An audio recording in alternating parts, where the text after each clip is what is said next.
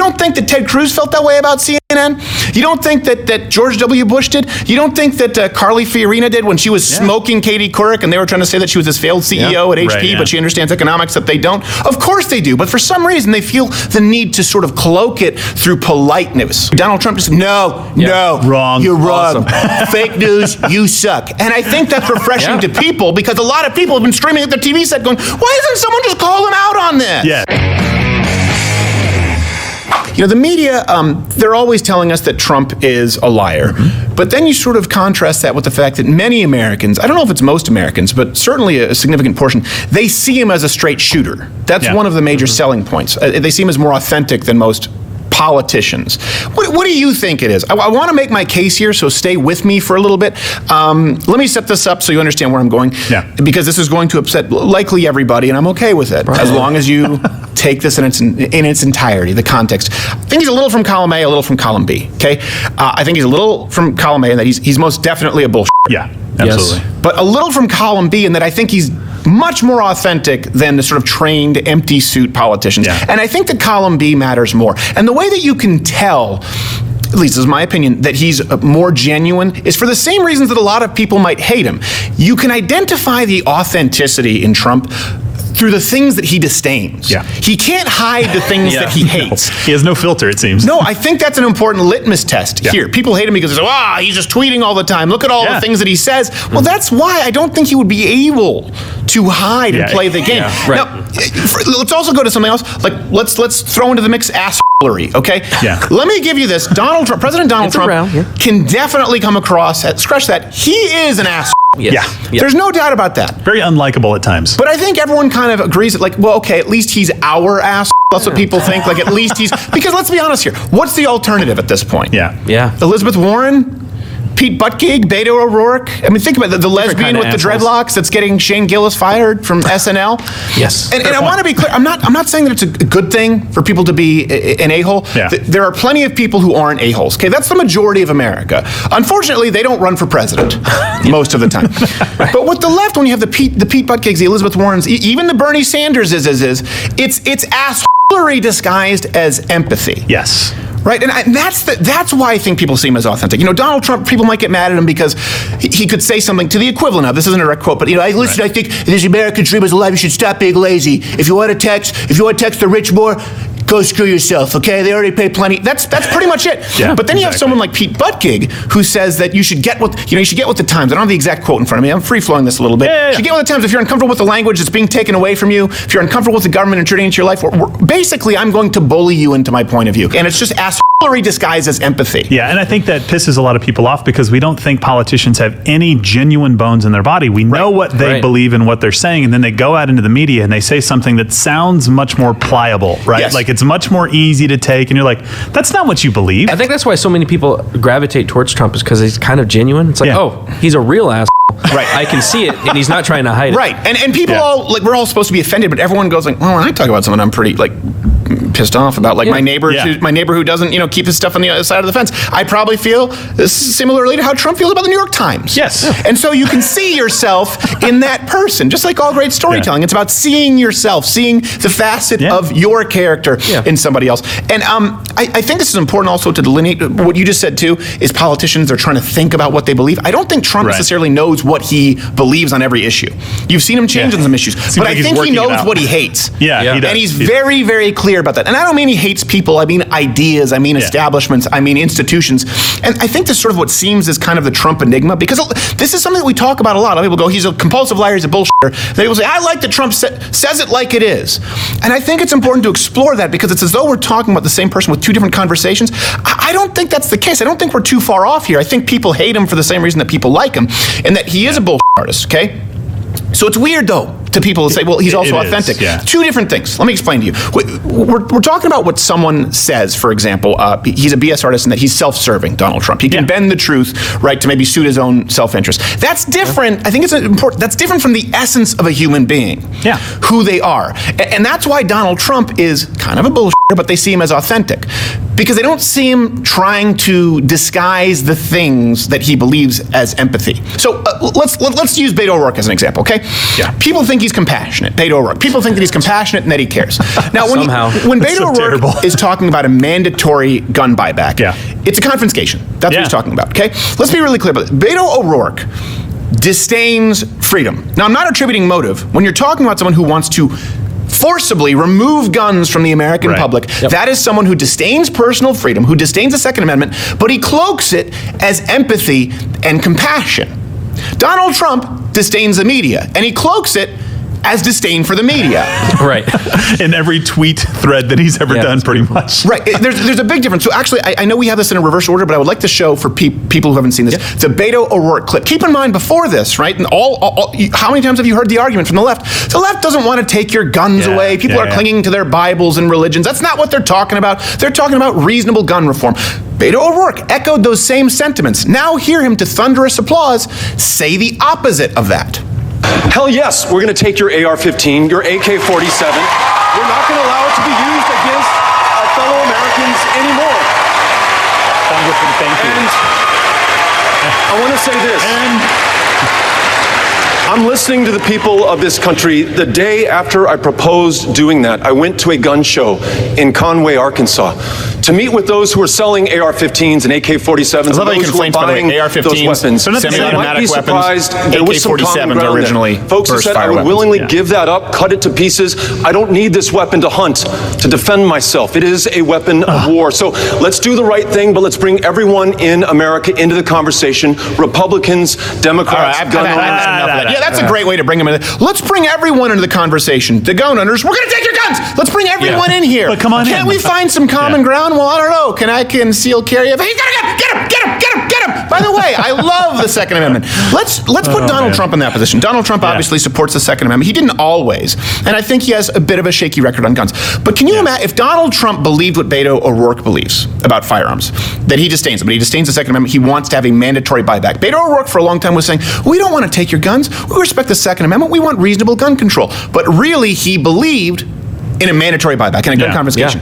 Donald Trump, if he were in that position, if he would say, listen, you people are crazy. You shouldn't have guns, okay? Listen, we're going to take them from you, okay? And frankly, you shouldn't have them. The only reason you do, okay, is because of the NRA, which is pathetic, and their numbers are dwindling, and we're going to destroy the NRA, okay? The pathetic, puny. That's what he would say. He wouldn't be able, I don't think he would be capable of lying and pulling that same bait and switch if he truly disdained firearms. To the degree that Beto O'Rourke does. By the way, hit the notification bell for people who are out there. Bookmark the page. We have a new video every single day, 9 o'clock on YouTube, and 8 p.m. is the live stream. Now, I want to compare that, for example. Beto O'Rourke can't stand firearms. He can't stand that you own a firearm that he describes as a weapon of war. I'd be shocked if he knew the difference between a fully automatic and a semi-automatic.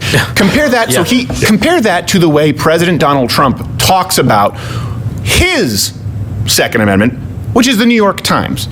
The paper's going out of business. It's only a question of when. But it's the failing New York Times. And it probably won't even be around in a few years based on its financial outlook. Right. Okay, so that's not wrong. Is the New York Times going under? Probably not. That's a little bit of BSing. That's exaggerating, right? But what he actually believes is reflected there, that the media is corrupt, that they hate him, that they're out to get him, that it's a witch hunt. There's no doubt about that. No, and they are not doing well financially either, right? They're not doing that well financially. Industry. But he does exaggerate. Exactly. He does, That being said, think about this. I think that people need to sort of reflect on themselves for a little bit. It's a lot harder to hide something that you're upset about.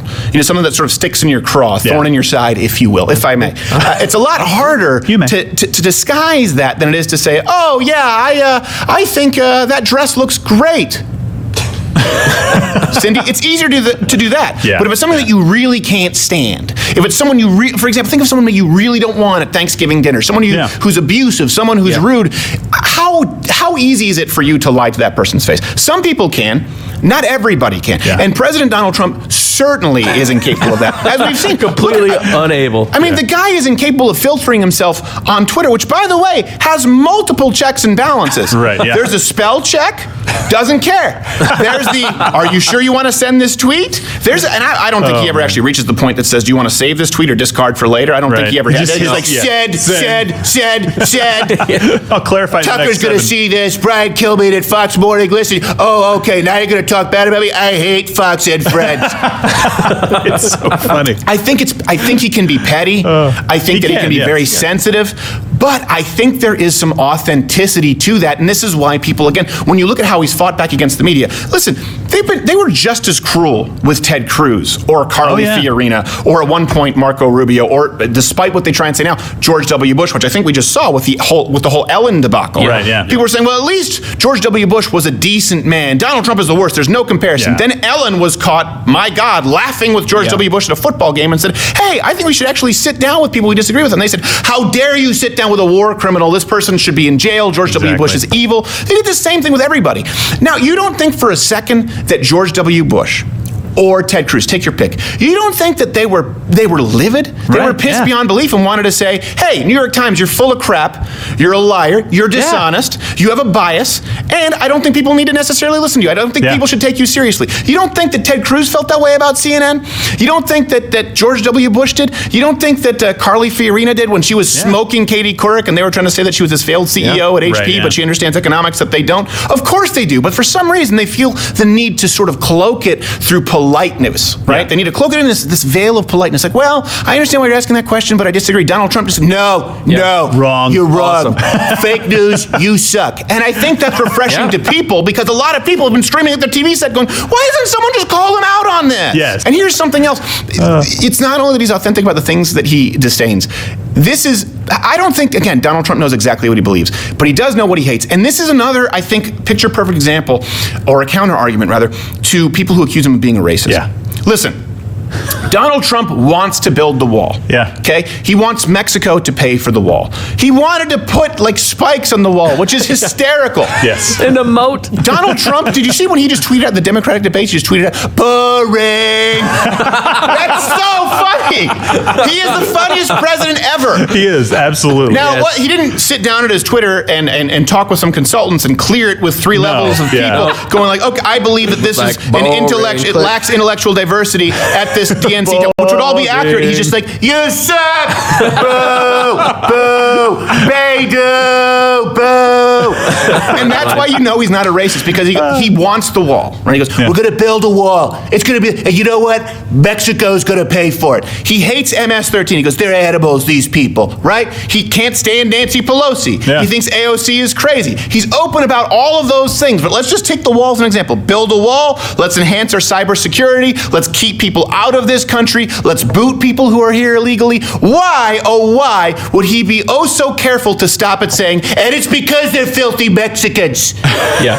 If he felt that way, that's what he would say. He would absolutely say it, yes. That would be his equivalent to a gun confiscation. Same when people say he's a racist, all of his well, first off, you have to look at prison reform. You have to look at what Donald Trump has actually done for black people. Yeah. Look at his actions. He is show me any proof that Donald Trump has personally acted out of a racist malice. You won't be able to find it. And I know some people will find some people in his organizations who said that there were some... No, you'll never find it from Donald Trump. He gave Arsenio Hall the award for Celebrity Apprentice, and he really didn't deserve it. If Donald Trump disdains something, he is not... We have, or at least, I should say this, we have not seen inability from him, any capacity whatsoever, to fake it.